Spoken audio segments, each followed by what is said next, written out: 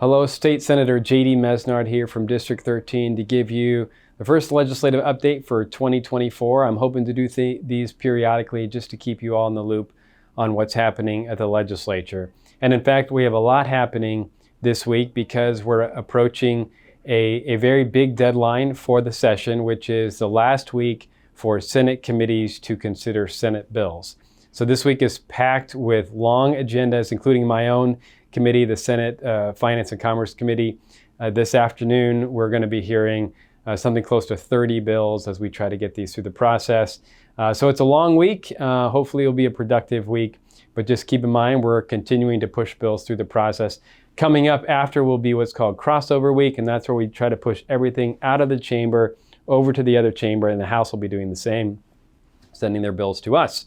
One of those bills is something I introduced to help our teachers, and it is a continuation of a program that we've had for the last 10 years. You may recall that about 10 years ago, the voters passed what was called Prop 123 to tap into the state trust land fund more than we had because we were seeing enormous returns in the fund. That fund largely goes to benefit our educational system. And so we have a plan to essentially continue that another 10 years, but in a way that will get more money to our teachers, roughly about a $4,000 pay raise for our hardworking teachers. It's working its way through the process now. It would ultimately go before the voters in November of this year for their approval.